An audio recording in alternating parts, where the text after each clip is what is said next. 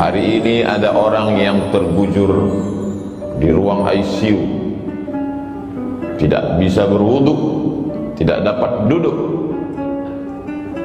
mau bertayamum pun mesti ditayamumkan orang lain. Padahal kemarin dia adalah orang yang gagah perkasa dengan harta dan kekuasaannya. Tapi begitulah hidup, semuanya serba tiba-tiba dan tanpa diduga. Dia datang, senang dan susah, sakit dan sehat, hidup dan mati dalam kuasa Allah Subhanahu wa ta'ala. Menetes air mata menyesal, namun yang lalu tak dapat diulang kembali. Sayup-sayup suara azan dari menara masjid menembus lobang-lobang angin di celah jendela. Air mata penyesalan masih ada, alhamdulillah masih diberikan Allah Subhanahu wa ta'ala sakit. Bagaimana dengan yang mati mendadak secara tiba-tiba melangkah keluar dari rumah, bukan dengan kata bismillah, tidak pula bismillah tawakkaltu ala Allah wala haula wala quwata illa billah, tapi dalam perbuatan maksiat dan dosa. Kematian datang tiba-tiba. Tidak ada roh gentayangan dalam Islam. Roh dalam kuasa Allah Subhanahu wa ta'ala. Yang baik-baik letaknya illiyin, yang buruk, jelek, jahat, busuk, sijjin. Tidak ada satupun manusia yang bisa memanggil, mengundang, mendatangkan roh manusia. Tapi tradisi ini sudah lama berlangsung. Ketika Syekh Muhammad Abduh dalam masa pelariannya ke Paris, Prancis, bersama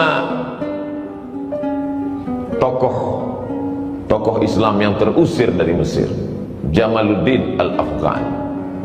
Mereka juga punya tradisi di sana menghadirkan roh, dan Syekh Muhammad Abduh diundang dalam acara itu.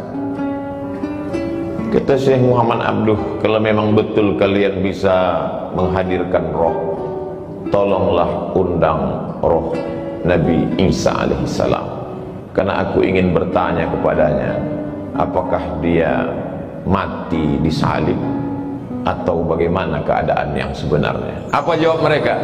Ini roh istimewa yang tak dapat dijemput dan diundang oleh siapapun. Undanglah roh Nabi Muhammad SAW, karena aku ingin bertanya tentang hadis-hadis. Aku ragu apakah ini hadis sahih atau hadis dhaif. Kata mereka, ini roh spesial. Itu hanyalah silat lidah belaka. Roh dalam kuasa Allah Subhanahu wa ta'ala.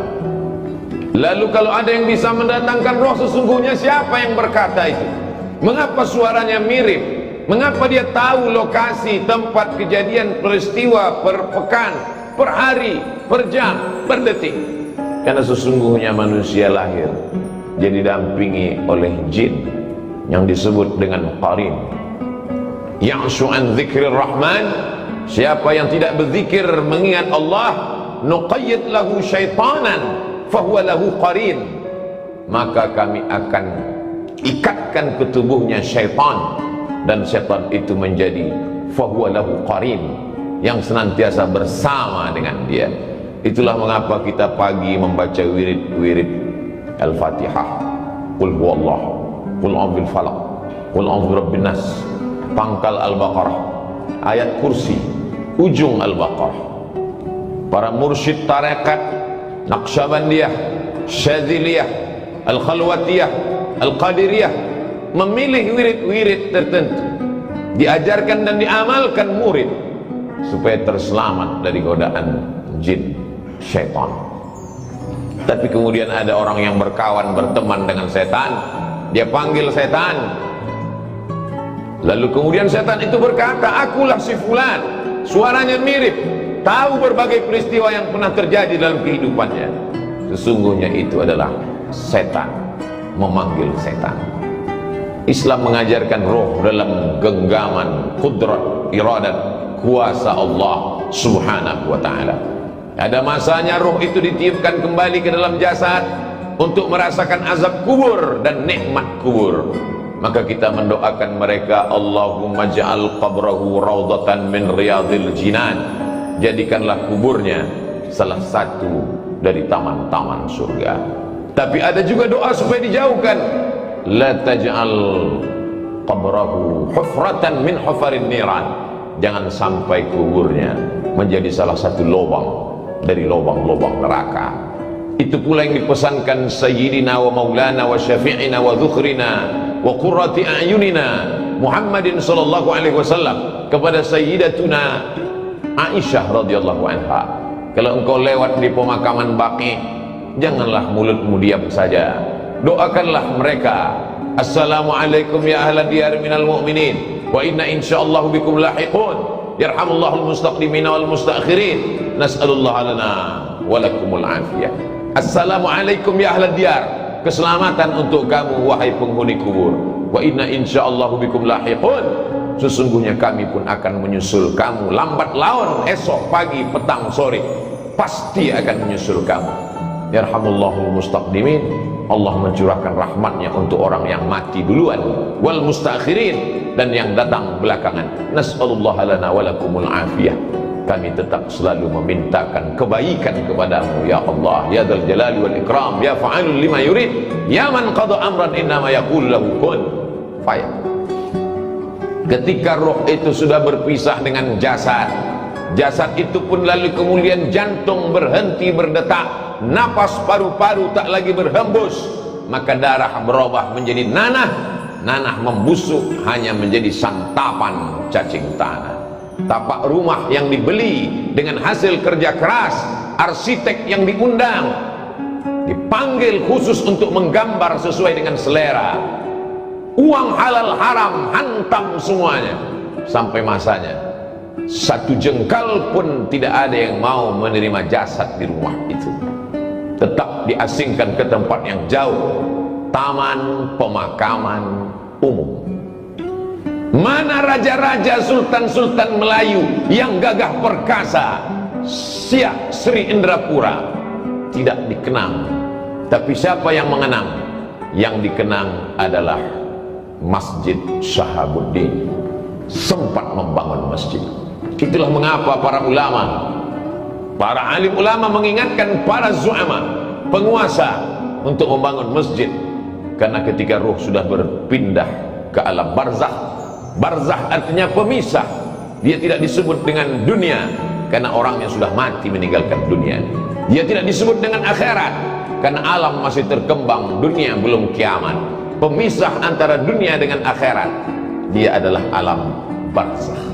Mana bupati, gubernur dan wali kota, semuanya selesai dalam 2 periode, mati menghadap Allah. Tapi masjid yang pernah dia bangun dalam wilayah kekuasaannya, namanya tak dikenal, tak diingat orang, tapi pahala tetap mengalir ke liang lahat kuburnya. Ketika kekuasaan masih ada di ujung tangan, tanda tangan masih berlaku, tolonglah agama Allah, karena semuanya hanya sekedar mimpi belaka. An-nasu niyam, manusia ini semuanya tertidur. Falamma matu, ketika mereka mati, intabahu, barulah mereka tersadar, terbangun dari tidur yang panjang, lelap sampai mengigau. Ternyata hanya mimpi jadi orang kaya, mimpi menjadi penguasa, mimpi menjadi orang yang dipuja-puja. Ketika kematian datang, semuanya tinggal baju besar, kemewahan dan kemegahan, harta benda kendaraan. Sedetik setelah kematian, dia mulai dibagi-bagi, dipotong-potong, dicabik-cabik oleh ahli waris. Kalau anak sempat disekolahkan ke pondok pesantren tahfiz Quran, dia yang akan mengantar sampai ke liang lahat, dia yang akan mengiring ke pemakaman, dia yang turun ke bawah meletakkan ke liang lahat, dia tempelkan hidung orang tuanya. Karena begitu yang diajarkan menurut sunnah Rasulullah SAW. Setelah itu dia ke atas, dia bacakan talqin, dia kirimkan doa. Di tengah malam dia terjaga, menetes air matanya berkata, Rabbighfirli wa liwalidayya warhamhuma kama rabbayani shaghira. Anak tak sempat dididik karena kesibukan dunia, punya jabatan tidak sempat dipakai untuk menolong agama, harta dipergunakan untuk perkara yang sia-sia, hidup sejenak. tapi resiko yang dirasakan khalidina fiha abada, kekal untuk selamanya. Orang-orang yang mati itu ditanya oleh Allah Subhanahu wa ta'ala, apa yang kalian inginkan hai orang mati? Apa kata mereka? Laula akhartani ila ajalin qarib, berikanlah kami tambahan ajal waktu supaya kami bisa hidup sekejap, sedetik, semenit ya Allah. Kalau ku beri kau hidup, kau mau apa? Fa as-saddaqa, aku mau bersedekah. Wa akum minas salihin, aku ingin beramal saleh.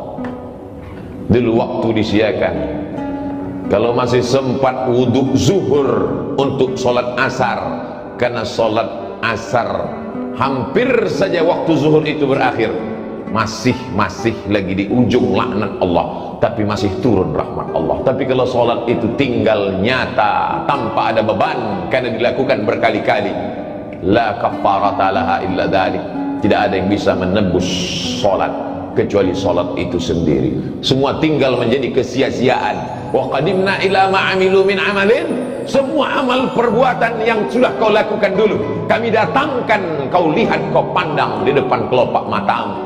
Faja'alna haba'an mansura, kami jadikan amal itu terbang seperti debu dihembus angin, tepung melayang di udara, tak bermakna, tak dapat menolong. Padahal orang-orang beriman melihat amal kebaikannya, faman ya'mal mithqala dzarratin khairan yarah wa man ya'mal mithqala dzarratin syarran yarah. Tapi apa mau dikata? Kata-kata tak lagi bermakna, penyesalan hanya tinggal derita yang dibawa menghadap Allah Subhanahu wa ta'ala. Kalau pernah memaksa-maksakan diri untuk sholat duha agak 2 rakaat, kalau pernah memaksa-maksakan mata untuk tahajud, meneteskan air mata di tengah malam, kalau pernah memaksa-maksakan diri untuk menyisihkan uang belanja 1, 2, 3 sak semen, 1, 2, 3 meter pembebasan tanah, pembangunan masjid.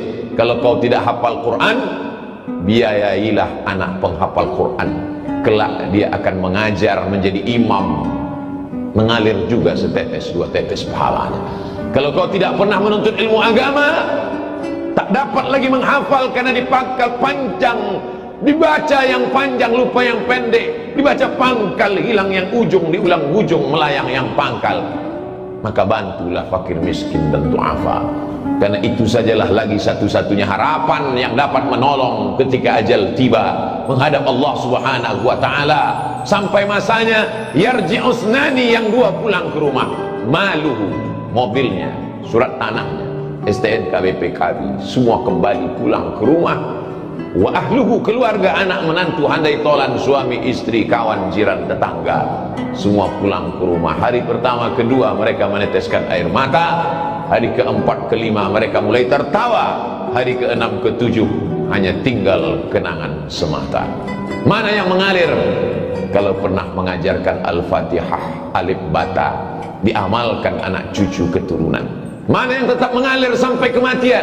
Kalau pernah mewakafkan Al-Quran, tak dapat Al-Quran surat Yasin, sehari 2 hari sempatkan menjenguk fakir miskin, yatim dan du'afa, mengusap kepala mereka, 1, 2, 3 bungkus, semeter 2 meter, 1, 2, 3 sak. Itu sajalah yang dapat menolong di hadapan Allah Subhanahu wa ta'ala. Isma syi'ta, hidup sesuka hatimu. Mau hidup dengan cara Fir'aun, silakan. Mau hidup dengan cara Qarun, silakan. Mau hidup dengan cara apapun, silakan. Fa innaka mayyit, karena sesungguhnya kau akan jadi mayat, kau akan menjadi bangkai, kau akan diperebutkan oleh cacing tanah. Semuanya akan kembali menghadap Allah. Yang jahat mati, yang baik pun mati. Semua orang siap mati, tapi tak banyak yang memikirkan apa yang akan dihadapi setelah kematian. Barakallahu li wa lakum fil Qur'anil azim wa nafa'ani wa iyyakum bima fihi minal ayati wadh-dhikril hakim wa taqabbala minni wa minkum tilawatahu innahu huwal ghafurur rahim.